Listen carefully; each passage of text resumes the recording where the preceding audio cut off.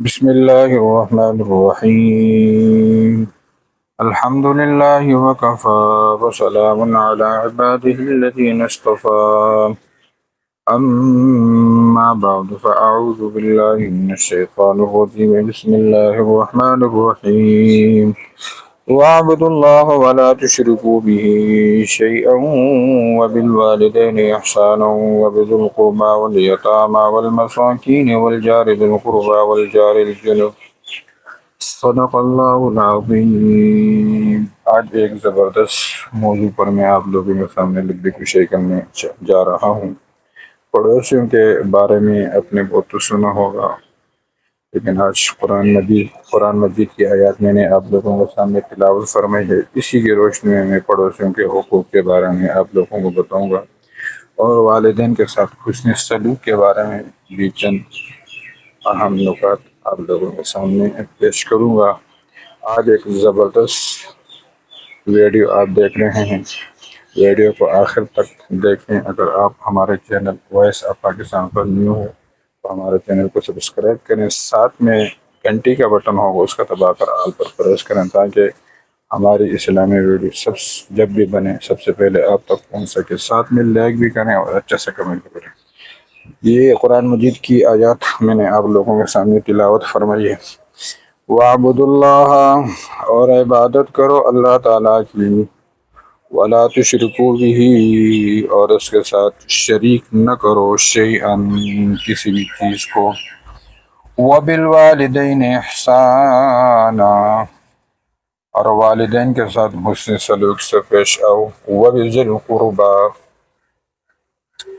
اور قریب کے رشتہ دار پڑوسیوں کے ساتھ بھی اچھے اخلاق سے پیش آؤ، والمساکین، اور مسکینوں کے ساتھ، والجار ذی القربى، اور اجنبی پڑوسیوں کے ساتھ بھی حسن سلوک کرو.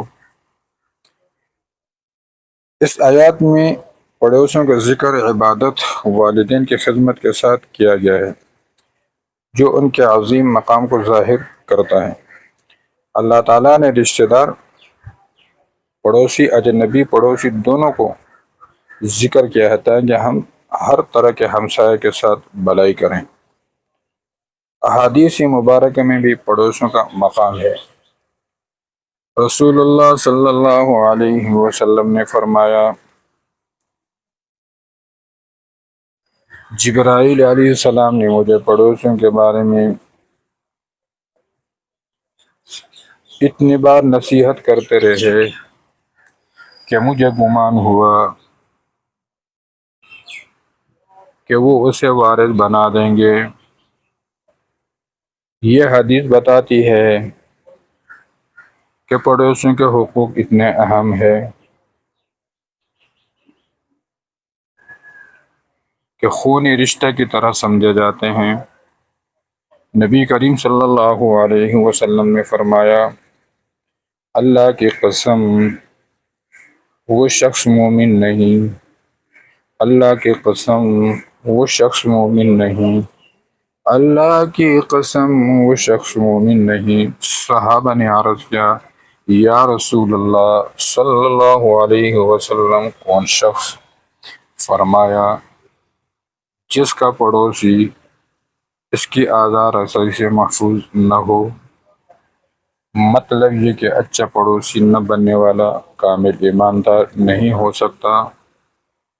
آپ صلی اللہ علیہ وسلم نے کسی جگہ کیا فرمایا، وہ شخص مومن نہیں جو خود تو پیٹ بھر کر کھائے اور اس کو پڑوسی بھوکا ہو. یہ حدیث ہمیں معاشرتی ہمدردی، سخاوت اور ایک دوسرے کا خیال رکھنے کا عملی پیغام دیتی ہے. اسلام کا حسن یہی ہے کہ وہ صرف عبادت سکھاتا ہی نہیں بلکہ معاشرتی اخلاق، اچھے انسان بننے کا درس بھی دیتا ہے. پڑوس کے حقوق میں شامل ان سے خندہ پیشی سے پیش آنا، سلام کرنا اور تعلق بنانا، بیماری میں ان کی عیادت کرنا، ان کی خوشی و غم میں شریک ہونا، ان کے آزار سے بچنا، ان کی غیر موجودگی میں ان کے گھر کی حفاظت کرنا، بھوکا ہو کھلانا، پریشان ہو تو ہمدردی کرنا۔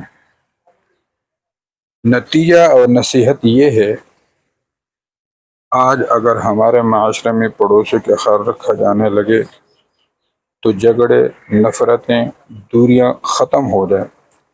پڑوسی کا حق اللہ تعالیٰ اور اس کے رسول اللہ صلی اللہ علیہ وسلم نے اتنا بڑھا دیا کہ وہ رشتہ داروں کی صف میں شامل ہو گیا۔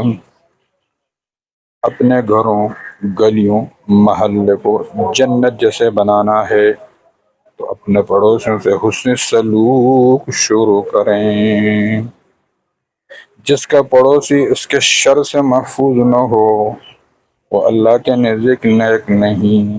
اس لیے پڑوسیوں کی اذیت نہ دیں بلکہ ان کے لیے آسانی کا ذریعہ بنیں۔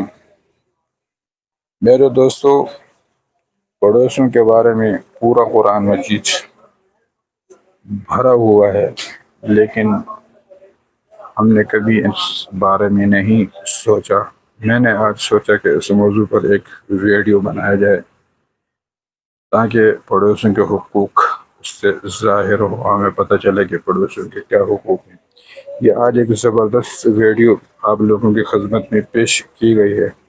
اللہ تعالیٰ سے دعا ہے کہ سب کو اس پر عمل کرنے کی اور پھر اس پر چلنے کی، اور ہم سب کو اس پر توفیق عطا فرمائے۔ اور